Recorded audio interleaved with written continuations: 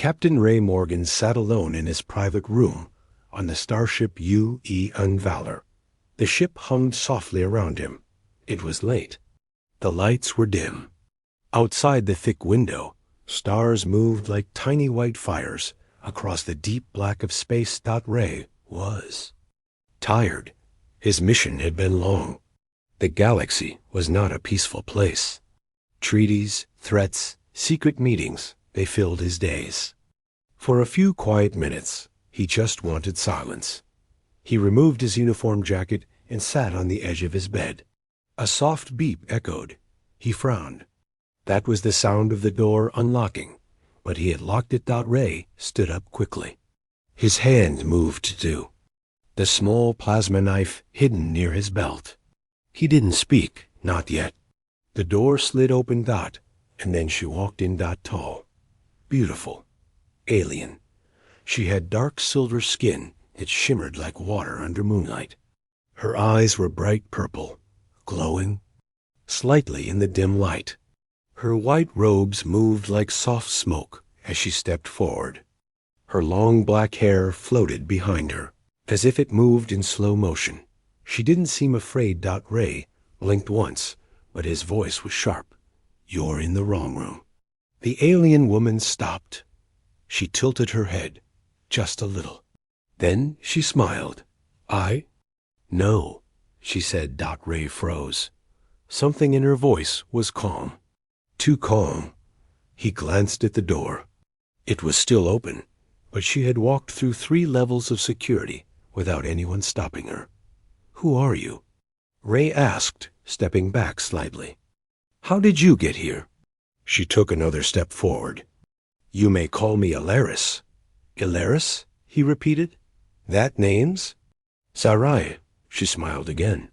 "So you do know the old tongues." Ray's heart beat faster. The Zerai Dominion was a ghost story, an ancient alien empire that vanished hundreds of years ago. No one had seen a real Zerai in generations. Their ships, their tech, their people, all gone. Or so everyone thought. Ray narrowed his eyes. "What do you want?" Ilaris moved closer, but not too close. Her voice was soft. "This room is yours, yes?" "Yes," Ray said carefully. "And this ship listens to your command?" "Yes." "Then, this room is exactly where I need to be." Ray shook his head. "That's not how it works." Her expression didn't change. "It is now." Ray stepped forward. His knife stayed at his side, but he was ready to use it. "This isn't a game. I don't know who you are, but if you don't leave right now." She raised her hand, slow and smooth. The lights flickered. The control panel on the wall sparked softly. "I don't want violence," she said. "I came to ask for something." Ray paused. "You break into my room, bypass security, and now you ask for a favor?" Alaris nodded. "Because only you can give it." He didn't trust her. Every word, every smile too perfect. Too calm, like she had practiced this moment many times. "You knew I'd be here," Ray said. "Yes." "You chose me." "Yes." His fingers tightened around the grip of his knife. "Why?" She didn't answer right away. Instead, she walked over to the small table near the window and gently placed something there, a small crystal, glowing faint blue. "Because you were born with fire," she said, "and the galaxy is about to freeze." Ray stared at the crystal. It pulsed slowly, like a heartbeat. "What is that?" "A piece of memory," she whispered. "Not yours. Not yet. But soon." Ray's head hurt. Nothing made sense. He wanted to call command. He wanted to grab her and throw her out. But something inside him didn't move. It was like part of him remembered her. Even though they had never met. The way she looked at him. The words she chose. The strange feeling in his chest. "You still haven't told me why you came," Ray said quietly. Alaris looked out the window. Stars burned in the distance. Her voice was low now, almost sad. "There are hunters coming. For me, For others like me, I need 7 days to survive. 7 days hidden in this ship. And what do I get in return? Ray asked. She turned back to him, and this time her eyes were serious. If I live, I'll give you something Earth has never seen. A weapon? A cure? No, something greater. Ray raised an eyebrow. And if I say no? She smiled again. But this time, it wasn't soft. Then the hunters will kill me. And when they're done, they'll come for you. Silence filled the room. The ship outside kept flying through the stars. But inside Ray's room, everything had changed. Stared at her. She stared back, and neither of them moved. Captain Ray Morgan stood near the door of his private quarters. The alien woman queen, Ilaris, still hadn't left, and the strange blue crystal still glowed quietly on his table. Ray had fought pirates, allied peace talks, and survived 3 ambushes in deep space, but nothing prepared him. For this, he didn't know if she was telling the truth. He didn't even know what she was. And yet, she didn't move like a prisoner. She moved like someone who had already won. "You're not afraid," Ray said. "No," she replied calmly. "Why should I be?" Ray narrowed his eyes. "You're on a warship, alone, surrounded by humans, who don't even know you're here." "Exactly," she said. "And yet, I'm still standing." Ray didn't like the feeling growing in his chest. It wasn't fear. It was something older. Something deeper.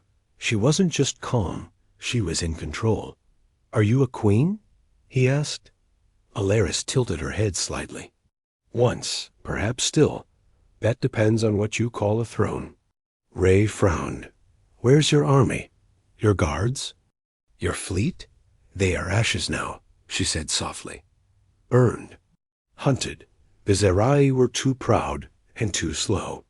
Ray looked at the crystal again. Its light pulsed, steady and soft. "You said others are coming for you. Hunters. Yes? Why?" "Because I know a secret," she said. "And the ones in power do not like secrets." Ray stepped closer. He kept his voice low. "You're not answering directly. That means you're hiding something." "I am," Alaris replied. "But only because if I told you everything now, you wouldn't believe me." "I don't believe you now." She gave him a knowing look. "And yet, you haven't called for help." Ray didn't reply, because she was right. Something about her presence, her voice, her eyes kept him frozen.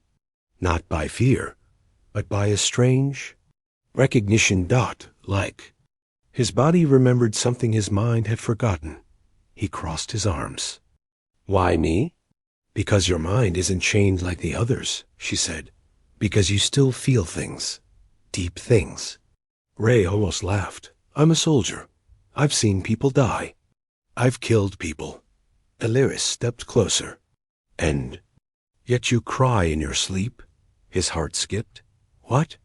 She tapped her finger against the air, and a small glowing screen appeared.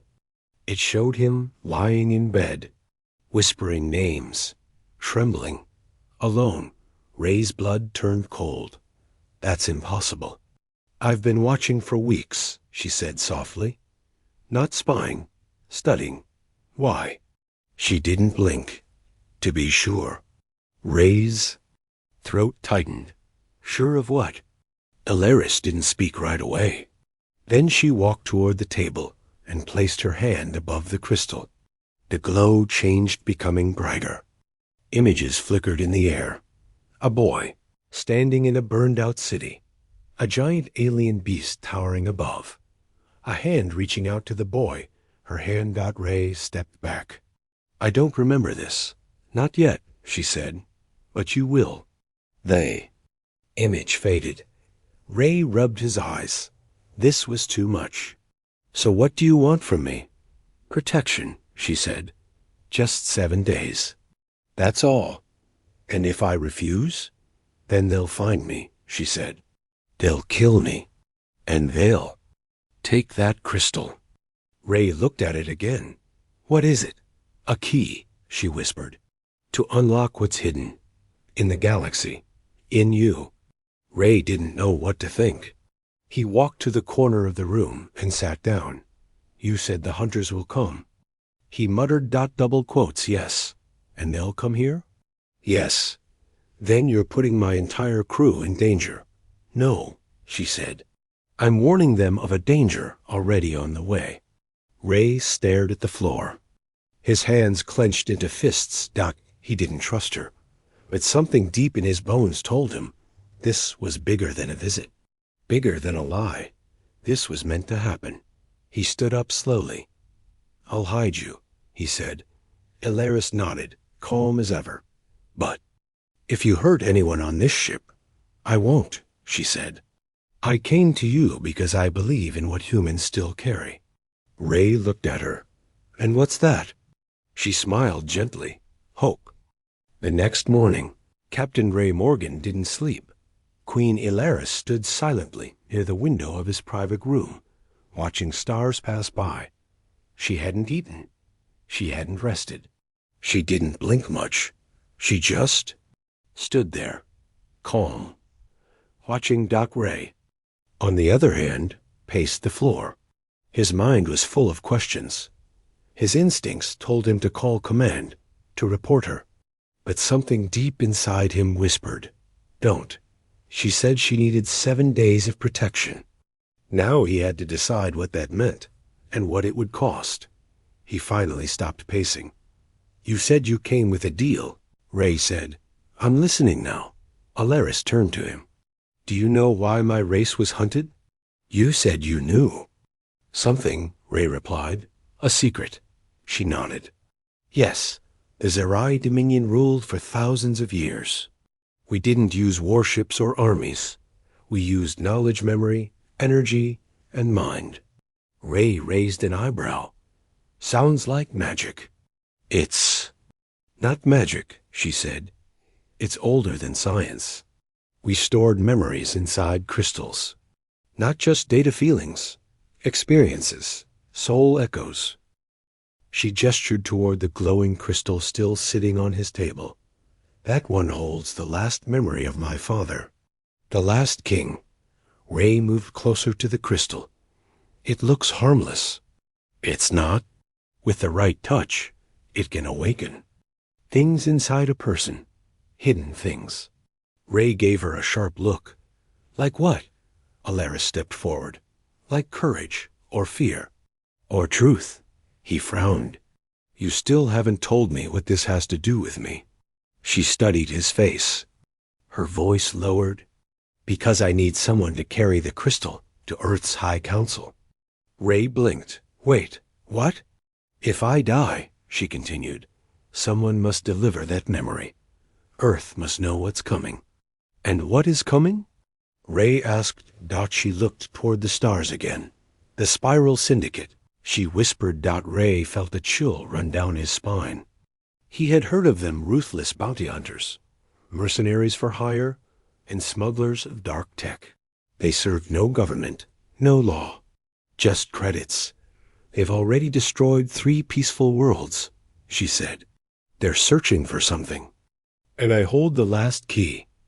Ray crossed his arms. You think hiding on this ship will protect you? No, she said. You will protect me. He scoffed. I'm just a captain. I don't make secret war deals for Earth. But your word matters here, she said. This ship obeys your voice, and soon it may be the only safe place left. Ray turned his back to her, staring at the wall. So let me get this straight. You want me to hide you from intergalactic hunters, guard your ancient crystal, and possibly start a war with the Spiral Syndicate. All because you say Earth needs to remember? Ilaris walked over, slow and quiet. No, she said.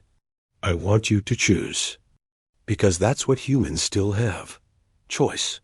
The power to act without control. Ray turned toward her again. What do I get if I help you? This time, Ilaris reached into her robe and pulled out a second, much smaller crystal, no bigger. Then a coin. It glowed deep gold. "This one," she said, "is for you." Ray didn't take it yet. "What does it do?" "It doesn't show you memories," she said. "It reveals your future." Ray hesitated. "You mean—" "Yes," she said. "It will show you who you can become if you walk this path." Ray didn't believe in fate. He believed in orders, in logic, in action. But still, his hand slowly reached for the crystal. He held it in his palm. It was warm, like a heartbeat. His chest tightened as flashes filled his mind. Flames. A battle. His crew in danger. Ilaris bleeding beside him. A dark hand reaching from the stars and Ray standing in front of it, holding it back.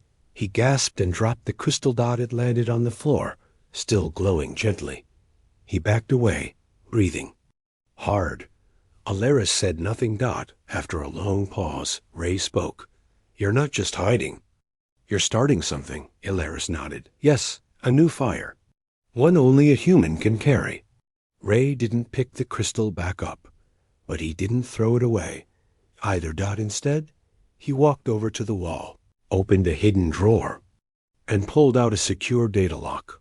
He placed the crystal inside, then turned back to her.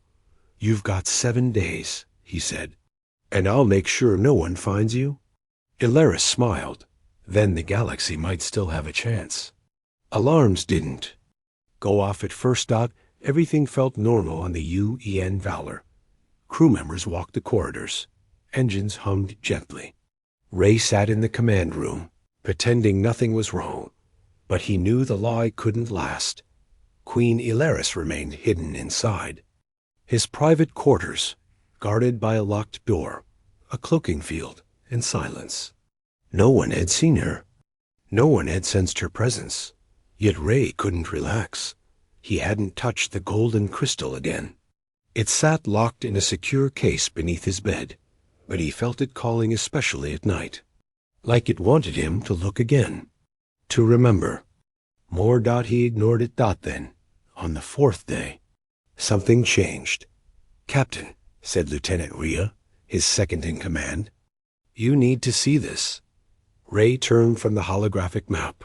"Go ahead." Long-range scans picked up an anomaly near Sector 9. 3 ships. No transponder codes. No known flags. They're moving slowly, almost like they're searching for something. Ray's stomach dropped. "Let me guess. Spiral Syndicate?" Rhea looked surprised. "You think so too?" Ray didn't answer. He walked to the screen and zoomed in. The ships were black. No visible weapons, no signals, no light. Just shadows floating through space. Predators. He leaned closer. One of the ships had an unusual structure. A triple spike core with rotating rings around its center. Old Zerai design. Reversed and corrupted. Ray clenched his jaw. They weren't just hunting her. They were flaunting it. "They're scanning us now," Rhea said. "Soft scans? Passive." Ray nodded. "They're looking for her." "For who?" Ray took a long breath. "I want all decks locked down," he ordered. "No transfers. No visitors. All civilians confined to quarters. Battle teams on standby." Rhea's eyes widened. "Captain, what's going on?" Ray turned to her. "They're not here for a fight, not yet. They're testing us. And if we show weakness, they'll strike."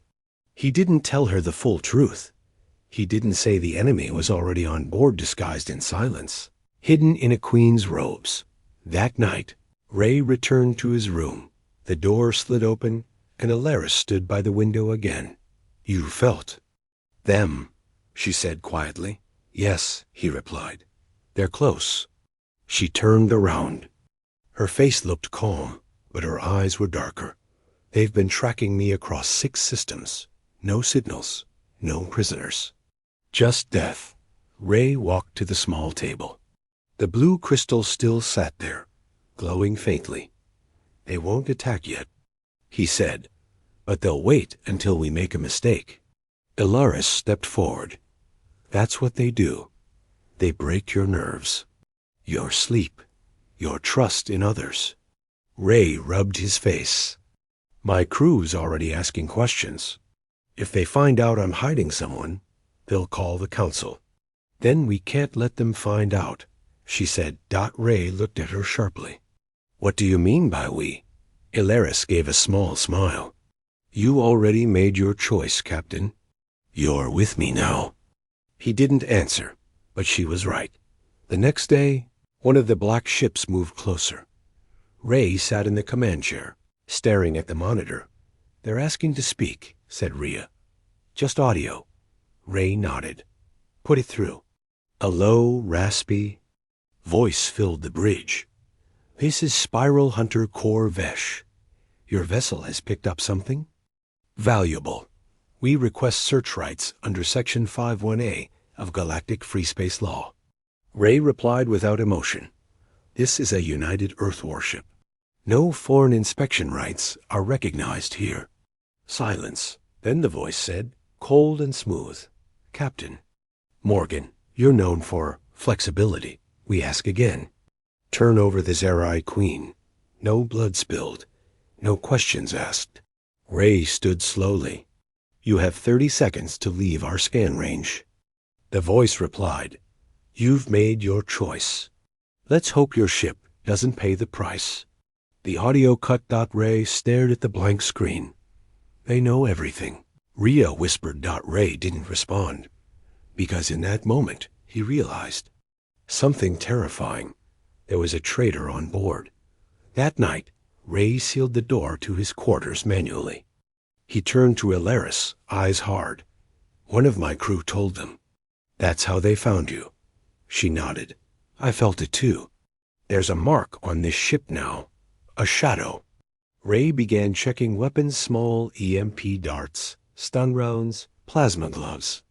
Not enough for war, but enough for defense. They're coming aboard tomorrow, he said. They'll fake a power surge. Force us to let them dock. Use the law to step inside. Ilaris placed a hand on his shoulder. Her touch was warm.